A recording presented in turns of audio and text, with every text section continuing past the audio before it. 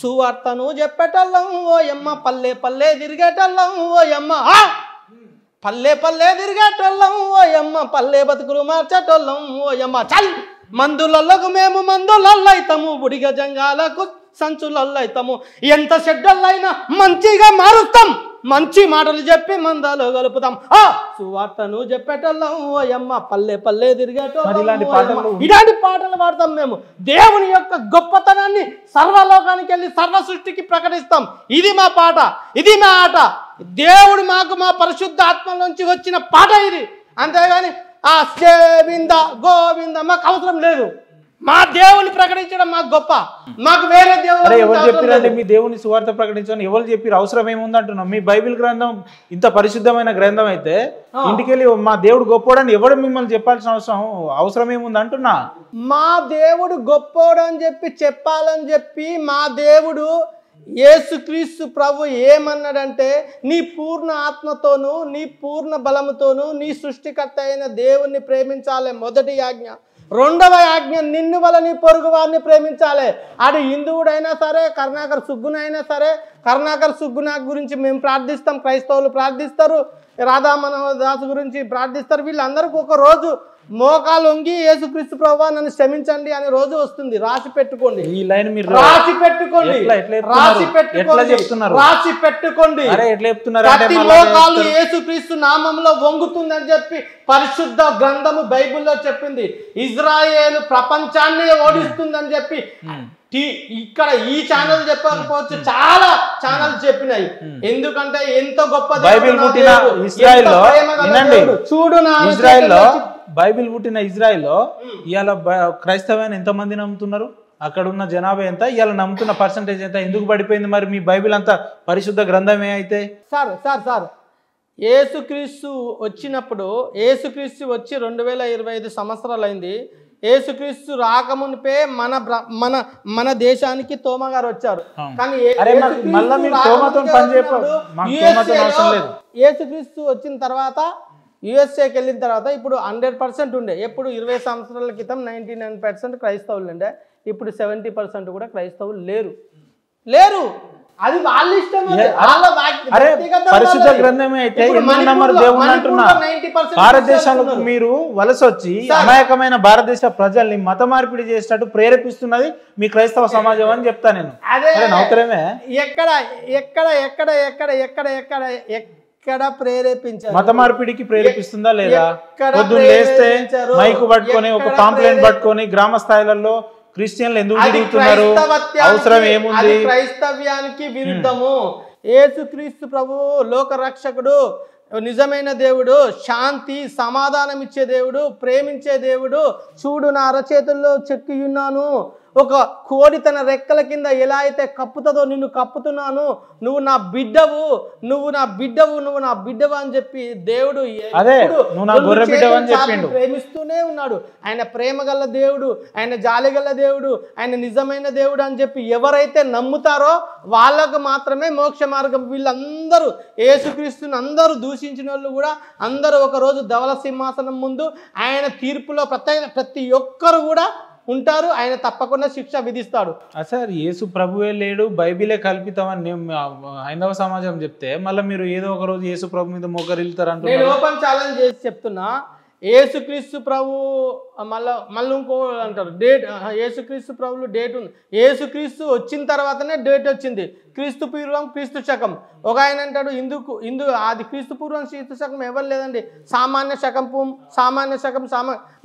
మన రాముడు పుట్టక పూర్వం, రాముడు పుట్టిన తర్వాత పెట్టుకోవచ్చు కదా సార్ హిందూ సమాజము. నేను అట్లనే పెట్టుకోమని చెప్తాను. క్రీస్తును దానిలోకి తీసుకోరాదండి. ఇప్పుడు మన మహేందర్ సారు మన సూట్ వేసుకోండు, నేనేమైనా అన్నమా? అది మన సంస్కృతి కాదు. అది మన మహేందర్ సార్ మంచిగా అది పంచ కట్టుకోమని చెప్పండి, మంచిదే కదా. కట్టుకుంటాడు, పంచ కట్టుకుంటాం, మేము బొట్టు పెట్టుకుంటాం. సంస్కృతి కాదు కదా.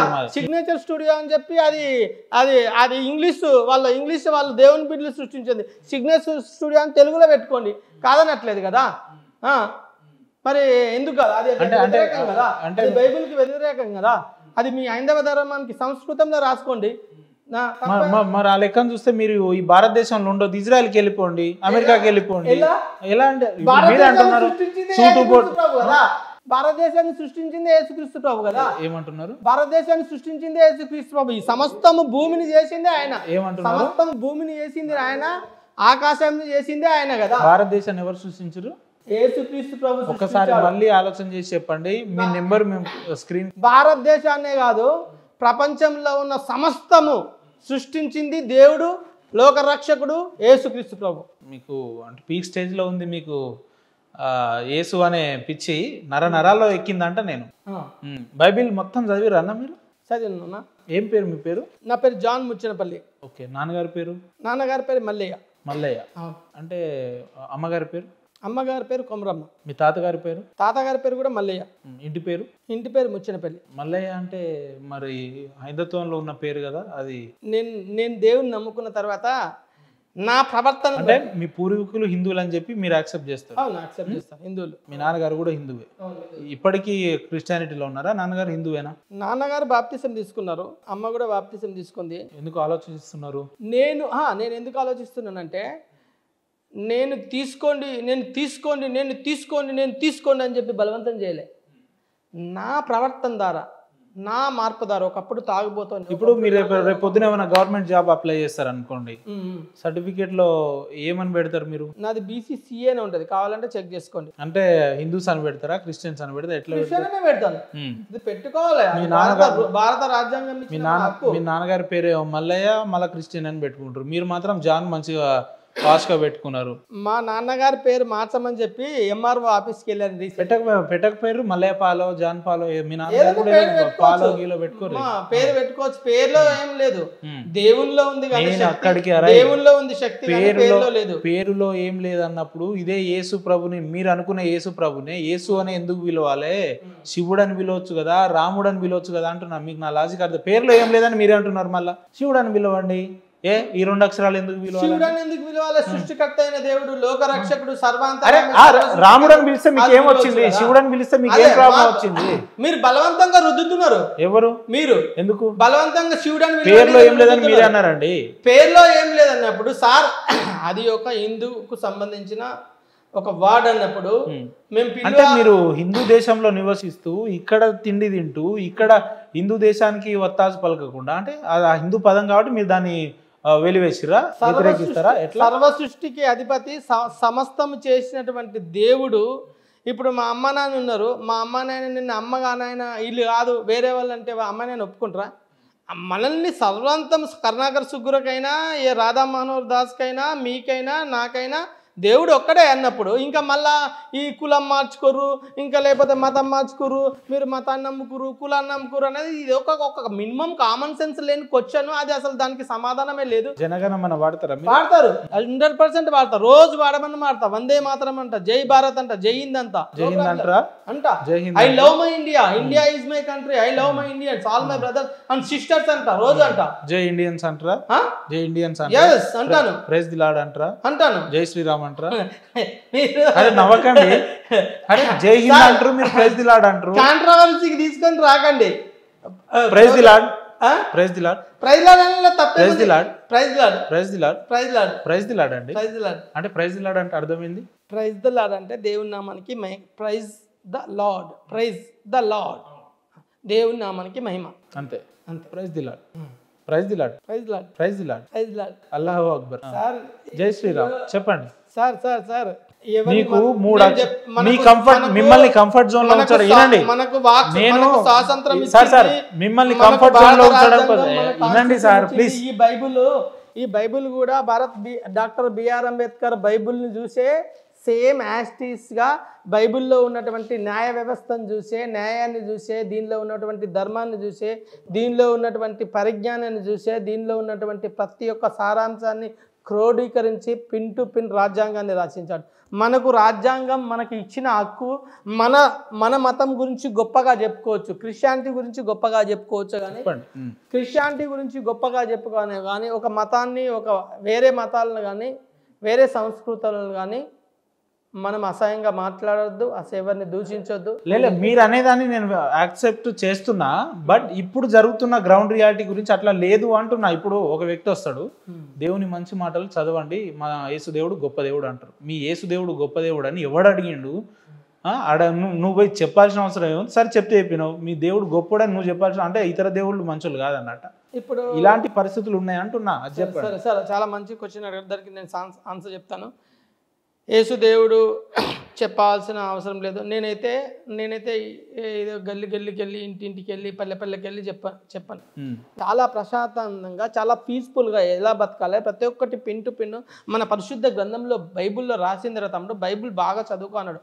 ఇంకొక తమ్ముడు వచ్చాడు మా స్టూడియోకి, ఇంకొక తమ్ముడు వస్తే నువ్వు యేసుక్రీస్తుని నమ్ముకో, ఆయన లోకరక్షకుడు, నిజమైన దేవుడు అని చెప్తున్నాను. ఆయనకి ఇష్టం ఉంటే నమ్ముకుంటాడు, ఇష్టం లేకపోతే నమ్ముకో. ఇప్పుడు మీకు 1 లక్ష రూపాయలు ఇస్తాను, దేవుడిని మతం మార్చుకోమని చెప్తే మార్చుకుంటారా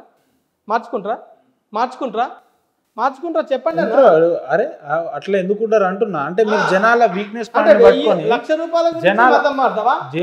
జనాల వీక్నెస్ పాయింట్ పట్టుకొని ఎవరైనా కూడా డబ్బులు ఇచ్చే మతం మారకండి. ఎవరైనా కూడా ఈ ప్రపంచంలో డబ్బులు ఇచ్చి మతం మారకండి. మతం అనే అదే వినండి సార్ నేను చెప్తాను. అసలు మతం అనేది లేదు, కులం అనేది లేదు. కులము మతాలు అనేది మనుషులు సృష్టించుకుంది. ఈ కుల మతాలు ఇవన్నీ ఏదో మతం ముసుగు, రాజకీయం రంగు ఏదో ఒక సామెత ఉంది. సో ఈ మతం అనే ముసుగులోకి రాకండి. యేసుక్రీస్తు మీతో మాట్లాడినట్టయితే, యేసుక్రీస్తు మీలో నివసిస్తే, యేసుక్రీస్తు ప్రభువు దేవా నేను పాపిని, నా పాపాలు క్షమించండి మీతో మాట్లాడితేనే యేసుక్రీస్తు నమ్ముకోండి. కానీ పొరపాటున కూడా ఇప్పుడు మతం మారిండు, ఇప్పుడు ఎవడో బీదవాడు వచ్చిండు, డబ్బులకు ఆశపడి మతం మారిండు, మళ్ళీ హిందువులోకి వెళ్ళిపోవడానికి గ్యారంటీ ఉంది. ఇప్పుడు చాలామంది కరుణాకరు, రాధా మనోహర్ దాసు, చాలామంది క్రైస్తవులను ఒక 10-20 మందిని హిందువుల నుంచి క్రైస్తవులకు వస్తే హిందువులోకి మార్చారు కదా. అట్లా మారడానికి గ్యారంటీ ఏముంది? ఆ దేవుని ప్రేమను చూసిన వాడు మాత్రమే, ఆ దేవుని ప్రేమను ఎరిగిన వాడు మాత్రమే. నాకెందుకు మీ దేవుని ప్రేమ రుచి చూపిస్తలేడు? అమాయకుడైన ప్రజల్ని, వాళ్ళ అవసరాలని మీ ఆసరాగా మార్చుకొని మతం మారేటట్టు చేస్తున్నారు. అదేనా మీరు మాతో వస్తే ఒక 40 days ఉంచుకుంటాను, దేవుని రుచి చూపిస్తాను, దేవుడిలోకి మాట్లాడలోకి ఒకటే రోజు. అరే మీరు మాట్లాడాలి కదా దేవునితో, మాట్లాడాలి చెప్పండి. దేవునితో మాట్లాడాలి. యేసుక్రీస్తు నిజమైన దేవుడా, లోకరక్షకుడా, సర్వంతరామ, సర్వసృష్టికి అధిపత, ఆయన ఉత్తుత దేవుడా, లేకపోతే ఏదో అంటే 40 రోజులు నేను మీతో ఉంటే దేవునితో మాట్లాడిస్తారా? 100% దేవునితో మాట్లాడిస్తారు. 100% మాట్లాడిస్తారు. నిజమైన గొర్రెబిడ్డ లెక్క కనిపిస్తారు. నేను 40 రోజులుగా 400 రోజులు మీతో ఉంటా. యేసు ప్రభుత్వం నాతో మాట్లాడి, అవసరమైతే వాట్సాప్ ఫోన్ మాట్లాడండి, మెసెంజర్ లో మాట్లాడండి, ఎట్లా మాట్లాడిస్తారు? ఎవరికి చెప్తున్నారు సార్ ముచ్చట్లు? మీరు ఎవరికి చెప్తారు స్టోరీలు? నేను కూడా మారాను, తప్పకుండా మీరు మారుతారు. ప్రతి ఒక్కరు, ప్రతి మోకాలు ఆయన నామంలో వంగుతుంది, ఆయన సృష్టికర్త అని చెప్పి తప్పకుండా. బైబిల్ మీరు మొత్తం ఎవరైతే బైబిల్ విమర్శించారో, ఎవరైతే విమర్శించారో వాళ్ళందరూ బైబిల్ ని విమర్శించడానికి పర్టికులర్ గా చూస్తారు. బైబిల్ ని విమర్శించడానికి పర్టికులర్ గా ఎవరు కలిసి రాని అవసరం లేదు. బైబిల్ ని విమర్శించాలంటే పాస్టర్లు సరిపోతారు, బైబిల్ ని విమర్శించాలంటే క్రిస్టియన్లు. మీరు చేసే కార్యాచరణలో, మీరు చేసే పనులు తెలిస్తే అర్థమైపోతాయి బైబిల్ ఎంత మంచిది. ఎవరు అంటే మీ క్రైస్తవ సమాజం అని అంటే ఇప్పుడు మీరు రిప్రజెంటేటివ్ గా ఉన్నారా లేదా? మీరు ఎవరికి రిప్రజెంటేటివ్ ఉన్నారు? ఇప్పుడు బైబుల్ చెప్పండి, ఏది చెప్పినా బైబుల్ కి విరుద్ధంగా ఏది చెప్పినా వాడు తప్పు క్రైస్తవుడే. బైబుల్ చెప్పింది యాక్సెప్ట్ చేస్తారు కదా, ఉన్నారని. బైబుల్ చెప్పింది ఎవరైతే చెప్తారో వాళ్ళు క్రైస్తవులు. దేవుని ఆత్మానుసారంగా, దేవుని చిత్తానుసారంగా ఆయనని మహిమపరిచే వాళ్ళు మాత్రమే క్రైస్తవులు. అందుగురించే యేసుక్రీస్తు ప్రభుల వారు ఏమన్నారంటే, దేవా యేసయ్య నీ నామం పేరిట అనేక అద్భుతాలు చేయలేదా, టచ్ అని అంటే పడగొట్టలేదా అని చెప్పి అంటారు. ఒరే నాయనా నువ్వెవరో నాకు తెలియదు, నువ్వు కాదు క్రైస్తవులు అంటాడు దేవుడు. అనేక అద్భుత కార్యాలు చేయలేదా, అనేక టచ్ అని చెప్పి వెళ్ళగొట్టలేదా, దయ్యాలు వెళ్ళగొట్టలేదా, గొప్ప కార్యాలు చేయలేదంట, నువ్వెవరో నాకు తెలియదు అంటాడు దేవుడు. అందుగురించే దేవుని చిత్తాన్ని ఏంటి, దేవుని పరిశుద్ధత ఏంటి, దేవుని ప్రణాళిక. మీరు బాప్తిజం తీసుకునే కంటే ముందు హిందూ అని చెప్తున్నారు. రామాయణం, మహాభారతం లేదంటే ఇట్లా ఏమైనా చదివిరా? ఐడియా ఉందా మీకు? చదివిన సబ్జెక్ట్ తెలుసా అంటే? తెలుసు. ఓకే, ఏంది ఇప్పుడు రామాయణానికి బైబిల్కి లేదంటే మహాభారతానికి బైబిల్కి ఏంది వ్యత్యాసం, ఏంది డిఫరెన్షియేట్ అంటే? ఏంది డిఫరెన్స్ అంటే వీక్షకులు కూడా గమనించాలి. ఇదేదో కాంట్రవర్సీ అని చెప్పి నిజాలు తెలుసుకొని పరిశీలించి మీరు నా మీద ఏదన్నా చేయాలనుకున్నా, నన్ను చంపాలనుకున్నా ప్రాబ్లం లేదు, నేను చచ్చిపోతే మంచిగా దేవుని రాజ్యంలో ఉంటాను. మరి నువ్వు బతుకుతారు, జల్దీ చచ్చిపోయి దేవుని రాజ్యానికి వెళ్ళిపోవచ్చు కదా, మరి ఇక్కడ ఎందుకు ఉంటారు? బలవంతంగా చచ్చిపోవడం పాపం అన్న. ఇప్పుడు నాకు మీకు ఇష్టం కదా దేవుని రాజ్యంలో బతకడం, మీకు ఇష్టమైనప్పుడు వెళ్ళిపోండి. ఇక బతకలేదు చంపేయండి, నువ్వు యేసుక్రీస్తు నమ్ముకున్నావు అని చెప్పి చంపేయండి, హ్యాపీగా వెళ్ళిపోతాను. సార్ మీరు నాకు ఏమన్నారు, మీరు చాలా తెలివిగా మాట్లాడుతారు. నేను యేసు ప్రభు దగ్గరికి వెళ్ళడానికి చాలా హ్యాపీగా ఫీల్ అవుతా అన్నారు. మరి ఇక్కడ ఉండి బతికి ఇబ్బంది పడ్డాం కంటే చనిపోయి దేవుని దగ్గరికి వెళ్ళి హ్యాపీగా ఉండండి. బలవంతంగా చనిపోవడం అది ఆత్మహత్య కింద అవుతుంది. అది మన గవర్నమెంట్ కూడా ఒప్పుకోదు, అది చట్టానికి వ్యతిరేకం. ఎవరో నేను యేసుక్రీస్తు, ఇప్పుడు నేను ఒడిస్సా వెళ్తున్నాను చెప్పాను సండే రోజు. ఒడిస్సా వెళ్తే ఎవరన్నా మత ఛాందసవాదులు ఇంకెవరో వచ్చి నన్ను చంపితే అప్పుడు నేను 100% పరలోకి వెళ్తాను. నా అంతలు నేనే బలవంతంగా చనిపోయి పరలోకానికి వెళ్తే అది దేవుడు కూడా సహించాడు, నరకానికి పంపిస్తాడు 100%. నరకానికి వెళ్ళిపో అంటాడా? 100% అంటాడు. అరే నేను నీకు చెప్పింది ఏంది, నువ్వు చేస్తున్నది ఏంది అని చెప్పి తప్పకుండా తిడతాడు. ఆడిపోయినాక దేవుడు మీరు క్వశ్చన్ని మళ్ళీ డైవర్ట్ చేశారు. నేను రామాయణానికి మా తేడా ఏందంటున్నా. పరిశుద్ధ గ్రంథమైన బైబిల్ మనిషి పుట్టిన తర్వాత ఎక్కడికి వెళ్ళాడు? మట్టిలోంచి. మన మొదటి గ్రంథము మొదటి వచనంలో మీ దగ్గర ఏమైనా బైబిల్ ఉండొచ్చు, ఉండకపోవచ్చు, కానీ మనిషిలోంచి ఆది యందు దేవుడు భూమాకాశాలను సృజించను, భూమి నిరాకారముగాను శూన్యముగాను ఉండెను, చీకటి అగాధ జలమైన కమ్మి ఉండెను, దేవుని ఆత్మ జలములపైన అలర్చున్నాడు. అయితే యేసుక్రీస్తు దేవుడైన సృష్టికర్త అయిన దేవుడు మనిషి మట్టిని చేసి జీవం గల ఆత్మను ఊదితే అది జీవాత్మ అయింది. మనిషి ఒక మాట, లెట్ మీ కంప్లీట్. ఒక మాట, దేవుడి స్వరూపంలోనే సృజించిండు.